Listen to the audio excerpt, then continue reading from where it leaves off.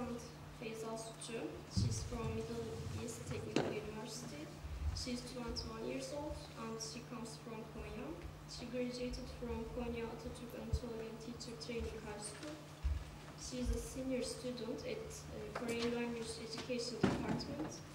She was also student representative of their department at METU at her junior year. Because of her interest in English literature, she analyzed this famous poem of J. Alfred, Prufrock by T.S. Eliot. Yes, hello everybody. Today I will make a presentation about the famous poem of the love song of J. Alfred Prufrock by T.S. Eliot, and I will analyze it from the psychology of otherness. But before I begin, I also want to thank Bilkent University for this great literature symposium. And while talking about my paper, I will show some examples from the poem. Let's look at the outline first. I will mention the inability to act in romantic relationships. Secondly, fear of aging. And lastly, the feeling of otherness. And under each heading, I will separately analyze the psychological elements used in the poem and the technique of fragmentation. Yes. My paper focuses on the issue of otherness from a perspective of an overeducated, eloquent, but emotionally paralyzed man whose name is J. Alfred Prufrock. I pay attention to the dilemma of the protagonist and his self-isolation from the world of women. So, weaknesses, retardation, and questions are the major themes mentioned in the poem. I aim to interrelate his comparison of himself with the majority and his placing of himself in the category of the minority, the other. So, this paper explores the dilemma of indecisiveness and of such a man in depth, discussing the concepts of otherness and of othering oneself from the majority. In the poem, inner conflicts are disclosed to the readers in an elusive and pessimistic way. We come across a man who is deliberately making himself the other.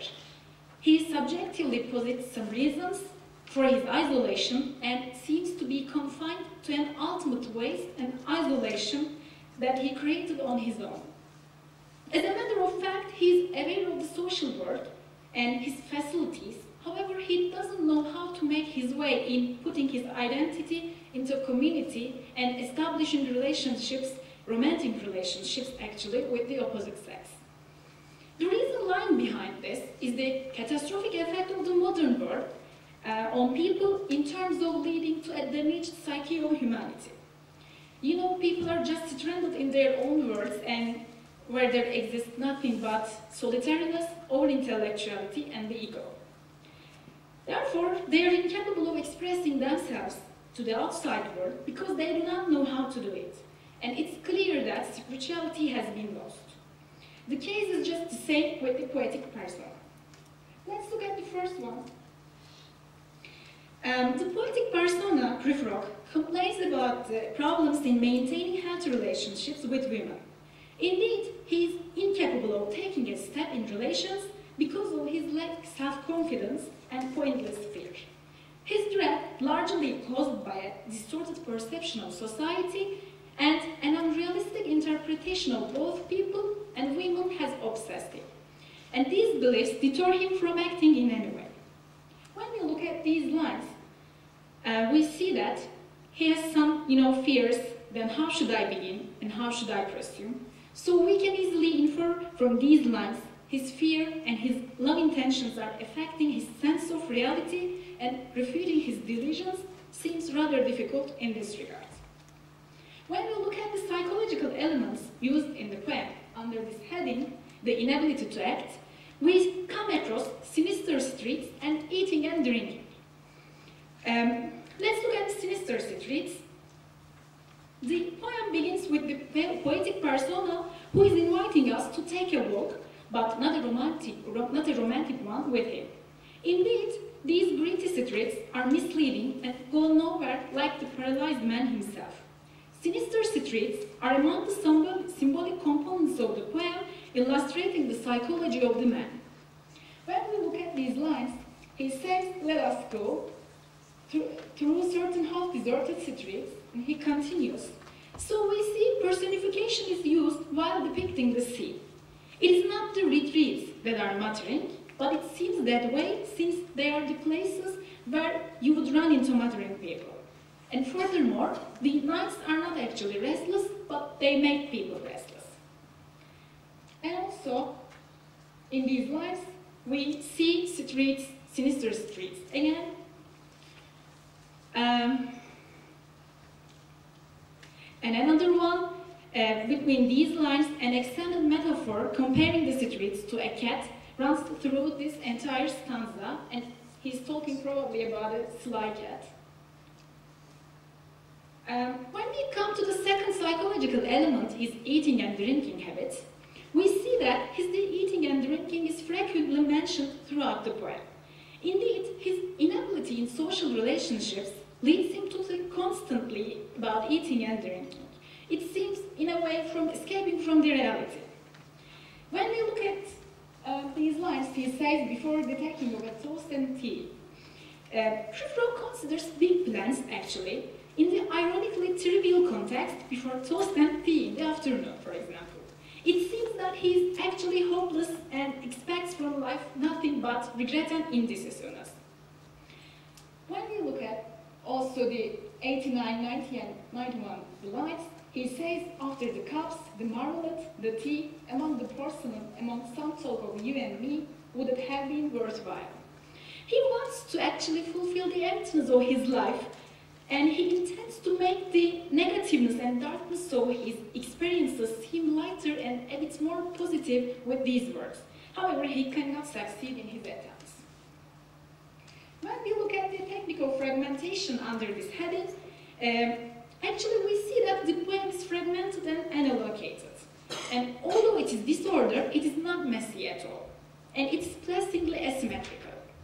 The contents of the poem are not linked by logic, but by emotion. The fragments vividly and adequately convey us the great theme of this poem, namely the spiritual debility and fragmentation of the modern individual and society. We see it here, for example. He says, shall I part my hair behind? Do I dare to eat a peach?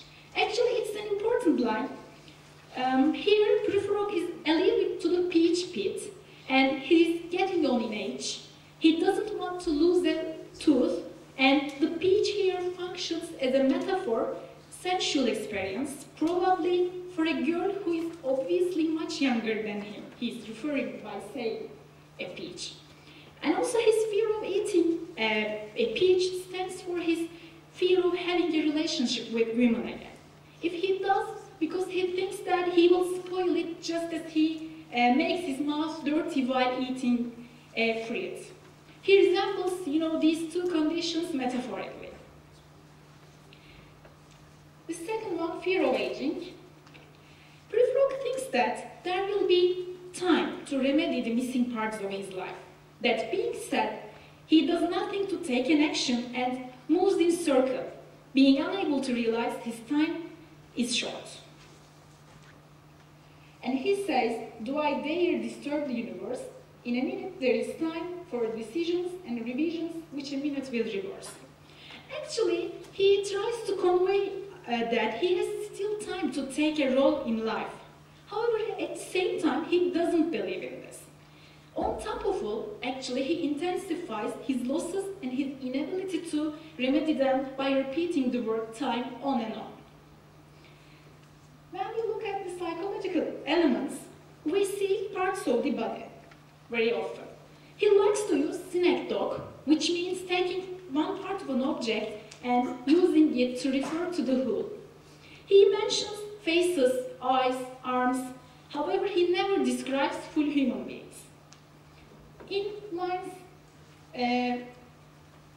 40 and 44, the bald spot is used to represent his middle age, and the nice clothes are a symbol of his high social class. He has thin arms and legs, which is surprising actually, since he is all the time. And so we conclude actually there are some paradoxes. And the social success implied in being a member of a high social class contradicts with being not so successful in personal relationships. When we look at these lines, the eyes are a synecdoche here. Actually, they stand for the whole person. You know, eyes can formulate, only a thinking person can do it. And other psychological element I want to state is the ocean. He uses the ocean as a way to express his will to live in such a deep, cold, lonely environment rather than in society of others. However, when metaphorically he ends up in the ocean, he doesn't do very well and he drowns when humans wake him up. In his lines, actually, the poem ends with an amazing ocean imagery which includes singing mermaids and seagulls. Another outstanding metaphor in the poem is the white-capped waves being compared to white hair. This image of aging is also synecdoche again. As for the technical fragmentation, we see he says, I grow old, I grow old. It's clear that he is afraid of being old and losing the facilities and advantages of youth. With the fragmented gaps in the poem, he emphasizes his sadness and inability once more.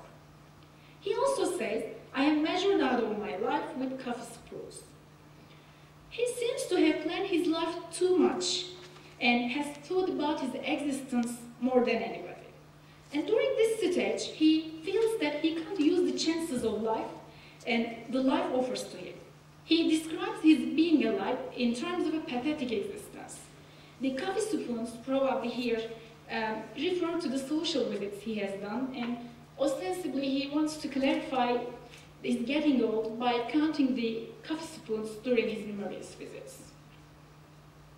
And the last one is the feeling of otherness. And under this heading, I will look at the rooms and Hamlet as the psychological elements. Prufrock uses the word room very often throughout the poem. He is eating, drinking, or overhearing the conversations of other people in rooms. He imaginatively depicts a scene while he is entering a room, perhaps bedroom, where the woman he is after can be found. Another unforgettable scene is the last stanza, where he describes a perfect room for him, the bottom of the ocean, which symbolizes the death itself. And also, these lines, in the room, the women come and go, talking of Michelangelo. The lines are really famous and repeated exactly in the same form twice in the poem.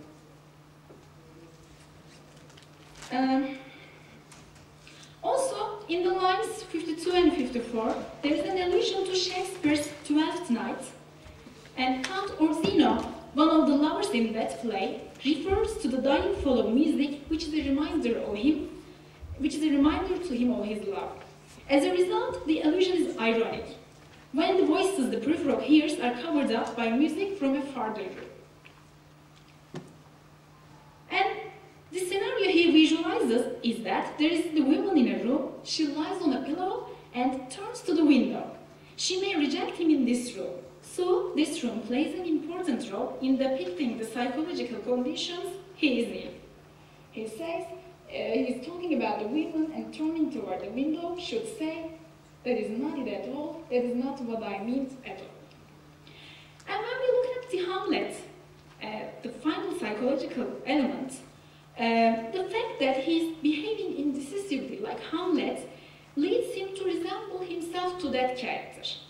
However, he thinks that they are actually distinct from each other, in that the indecisiveness of Prufrock is itself even too decisive for him. He draws a parallel between himself and an assistant to a lord who does nothing but follow the orders and functions as a tool. It's here. And when we look at the technical fragmentation, the lines here flow high sentence, but a bit obtuse, at times indeed almost ridiculous, almost at times the fool. The lines assert that Prufrock may be verbose in his behavior to the girls and sometimes makes himself seem ridiculous. With this fragmented sentence, he labels himself as an isolated person and inherently the other in the society. this positioning triggers him to investigate his feeling of alienation. And he says, no, I'm not Prince Hamlet, nor was meant to be. He posits that he is not a main character even in his own story. Here, Eliot is continuing to use dramatic metaphors. While Prufrock is likening himself to Hamlet, he abstains from being too assertive and says that he is even worse than Hamlet. The reason is that he has no self-confidence at all, and even in a comparison, he distinguishes himself from anybody else, and being isolated and the other become inevitable.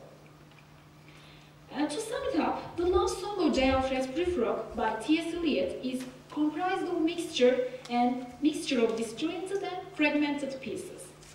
And those fragmented pieces, in a way, express the framework of the society, the people, and the squashed thoughts of Prufrock.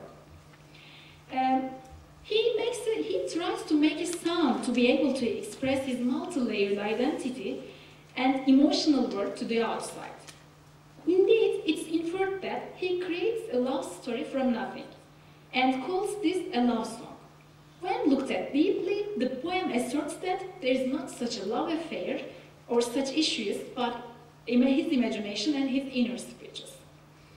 Such themes also as sinister streets, body parts, the ocean, Hamlet, all play an important role in narrating his feeling of being the other.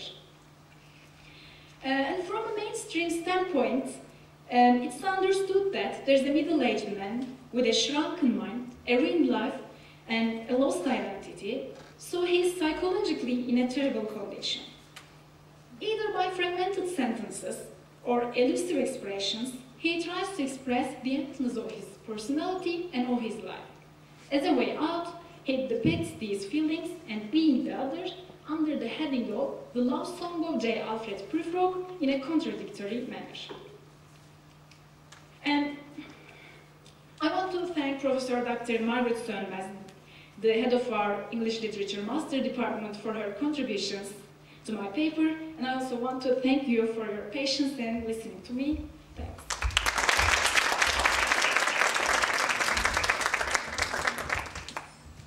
Thank you, Feyza. Are there any questions?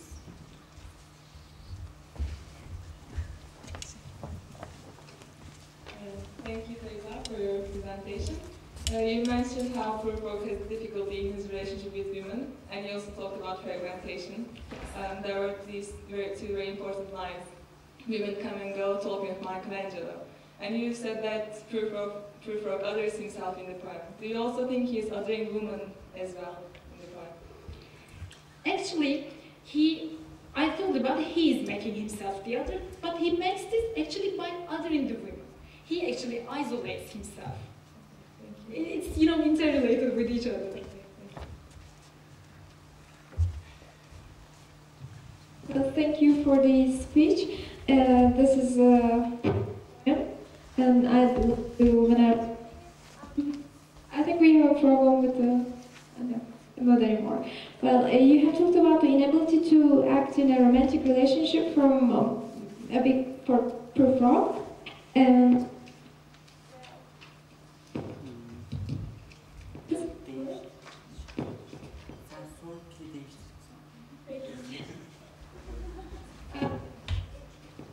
you were talking about his physical lacks, you call it, because he's really, he's a bald guy, middle-aged, and he has problems with his hair and whatever stuff.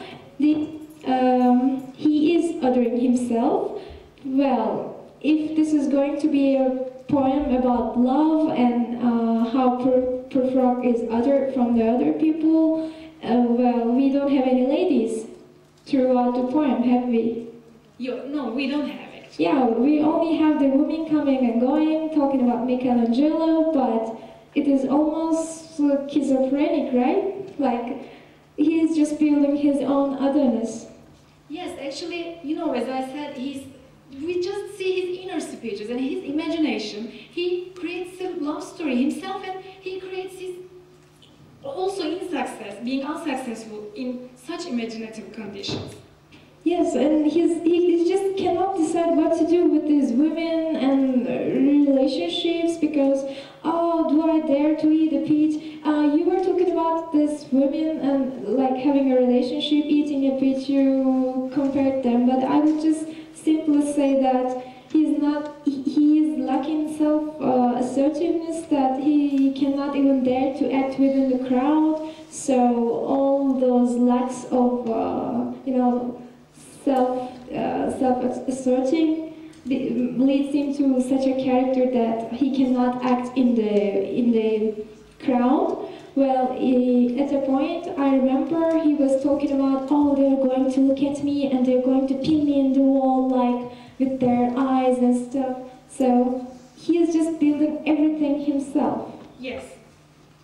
Do we agree then? Yes, I agree with you. Actually, I'm searching an example from the lines. He, as you said, he says in one of the stanza, what about all the eyes are on you, you know? He's just likening himself to an insect specimen and he's really afraid of under the gaze of other people. Yeah, but he doesn't even enter the room, right? He's just at the door. Am I right? This is what I remember when I was reading the poem a couple of months ago. Yes.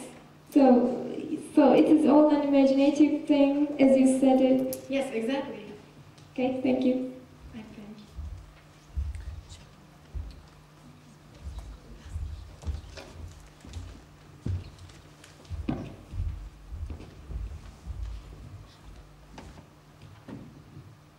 Hello. I have a question. What do you mean by sinister streets? Is government or society criticized there, or, I mean, does society push him away, or is it himself? Does he criticize himself? Does he see himself as an other person from the society, or is it government? Or is it the pressure of society? Actually, all in all, I think that personally he's criticizing this society. For example, Eliot uses this central consciousness, and it says, for example, and you know, the period this was written during the early period of 20th century, it's called, you know, the modernist era or such period. He's actually thereafter the World War II, I guess, and he's criticizing this society also in the poem. My question is about T.S. Eliot's representation of the modern man. As we see in the poem, T.S. Eliot gives a very pessimistic picture of the modern era and modern man. Do you think that the modern man is in such a despair? Isn't it that extreme that T.S. Eliot gives a very pessimistic picture? Actually, in our modern world, we see a same picture. Because actually, as the technology is developing more and more, people are getting more stranded in their own worlds, and they, you know, lose their being natural, you know. So actually, the picture is even worse than that. I personally think that. Okay, thank you.